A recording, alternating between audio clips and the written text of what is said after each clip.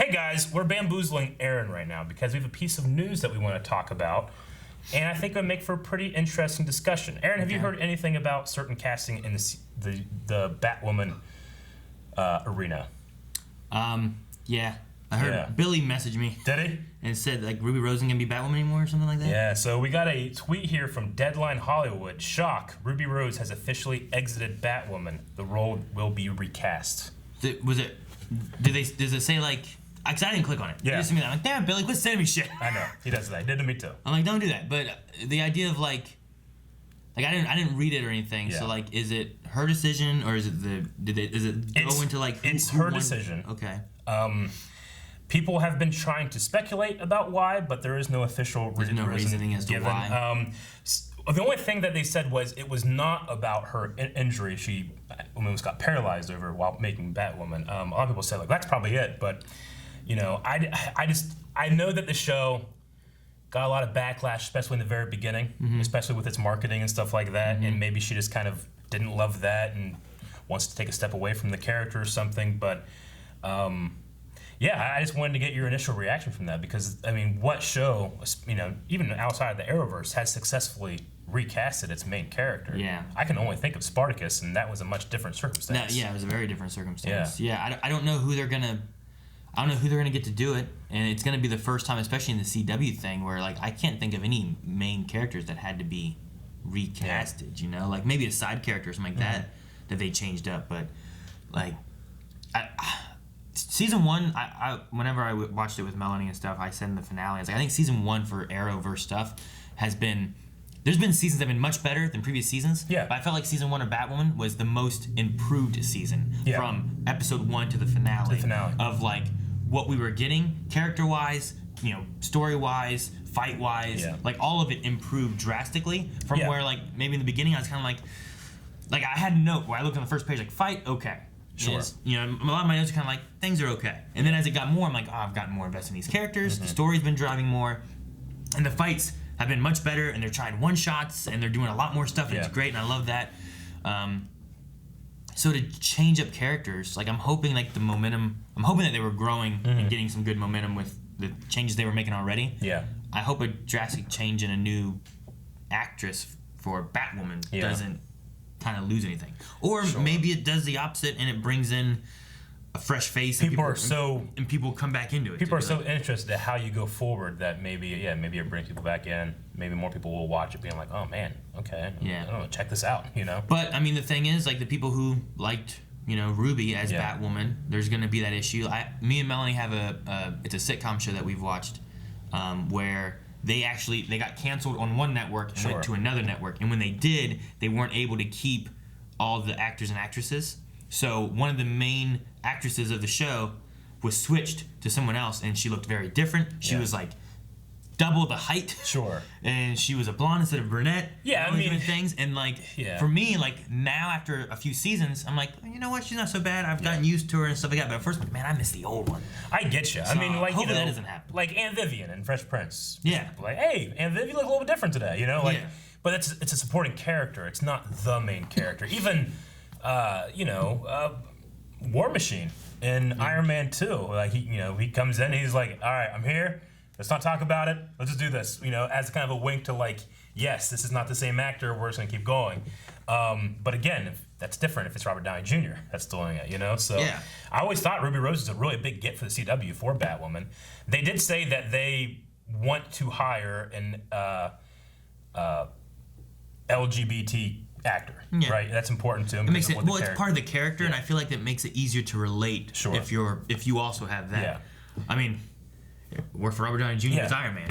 Well, like, it's, you know, like Ruby Rose's tattoos are Kate Kane's tattoos. Like, does the actor that have to put tattoos on now, or do they just kind of like, are they going to flashpoint this thing, or something? The legends did do something and True. Messes up. You had Crisis and stuff. You just had Crisis. Like, that was the worst time. Is that, well, we can't even use Crisis as an excuse now. You know? No, I mean, I feel like I was really getting more used to Ruby as Batwoman and stuff. Yeah. Because, like, it just, the character and the actress herself, like, really kind of grew. I felt more into the role. Yeah. And, like, there was, like, this sense of, like, like her personality, some of the humor and stuff, some of the things she said going through. I'm like, I feel it more. And like when you get that new person in there, the two things you do is either you do it your own way, or you try to replicate the old way, and which one's the right way to go with. And either one, people are going to be like, I don't know, it doesn't feel like that. You know, she's trying to be Ruby's Batwoman, or she's trying to be her own Batwoman, and it doesn't work. You know, so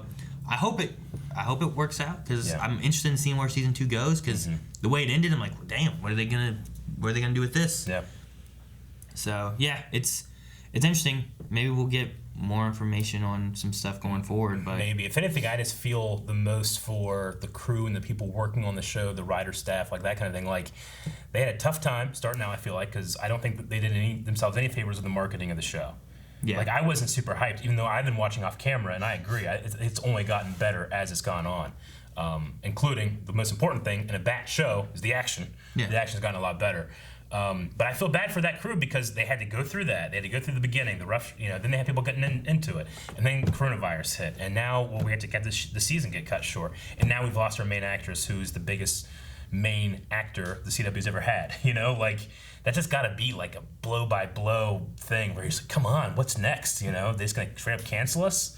Or, what do we do? But, I mean, right now they're committed to finding a new actress to play the character and just keep going. I haven't heard that they've slated like the time of release in January to be changed or anything. Yeah. But I don't know how far ahead they've been planning on Ruby's departure, if that's been a thing that's been. Yeah, you're right. When they talked about what was going to be coming back in January, they didn't say anything about Batwoman. I don't believe. No, well, did they? Batwoman's on Sunday, and Supergirl and Legends are postponed until like spring or summer.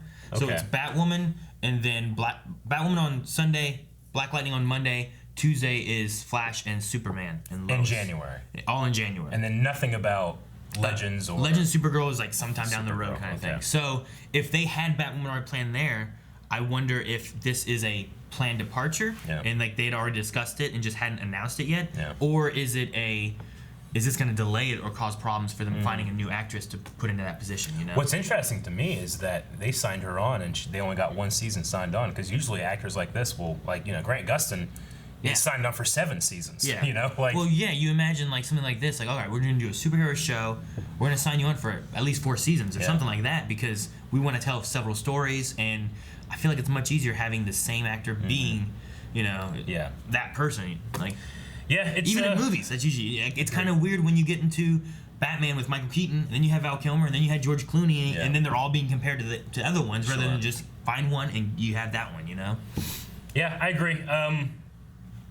Like I said, I mean, Spartacus was a much different situation, but I bought it, Like, but again, that was just way different. But that's the only one I can think of. Even in that situation, too, like, there's still I really, this one does good, or, I miss this one because he did better, or, you still get that comparison, but... For those that don't know, the original Spartacus actor, Andy Whitfield, ended up passing away with cancer.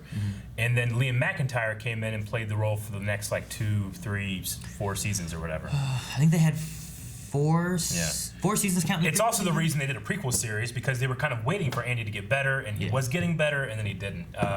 But I mean, they still honor his version of the character, and I know Liam took that really seriously and stuff. It's just, I bet you it's going to be way different for something like Batwoman. It's like, this new actor's going to come in and be like, okay, do I just do everything she did for the consistency of the character, or do I bring my own spin to it? Yeah. Sometimes I can appreciate that, but sometimes I don't, you know? That's what I was saying, like, how do you play it? And do you try to play for the character of what she was, or do you change the character to be this is what this actress can do for the character, rather than that? And that's kind of what they did in the show that I was talking about, where when they had to change actresses, they changed the way this actress was, and it's like, man, that's not how the old one would have done it. Sure, I get you. But then, like, do I like it or do I not like it? Yeah.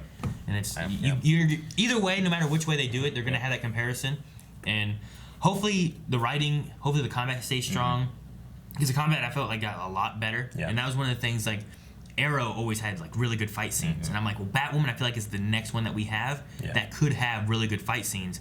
I mean, if you take Batman fight things from like Arkham Asylum and stuff like that, like, that combat is so cool and fluid in those games, and you see that kind of stuff in movies and whatnot, like, you could easily do that in a TV show. But Supergirl, Flash, all those are very different in the way they fight and what you're looking for and stuff. So I think Ruby, the things that she was doing, it was getting better, and hopefully whoever they get to come back in will be able to handle that, and we don't see like a decline in the way Batwoman either acts or fights or any of that, and they can maybe bring some views back into it, because I know people fell out early on because they weren't feeling it. I feel like it definitely got better. Maybe it kind of will revitalize a little bit, and some people will check it out just to see how this new actor will do. Well, that's what we think. If you want to actually see Aaron watching the show week by week and criticizing or critiquing Ruby Rose and all that stuff, you can go watch that. The entire playlist with Aaron and Melanie is available right now. You can watch every reaction to Batwoman, and then it'll certainly be interesting to go from that finale to the premiere in that playlist here in a year or so. So go check that out, and thank you for checking out this video. Bye-bye. Guys, thank you very much for watching this video. Go check out our Legends reaction, which we literally recorded this video inside that video. That makes sense. Wonder if you can find the splice when it happened. All right? Yeah, that'd be good. Anyway, subscribe for more. We are currently doing Stargirl right now over on the DCE. DC, right? DC app. Yep, DC. that one. Yes.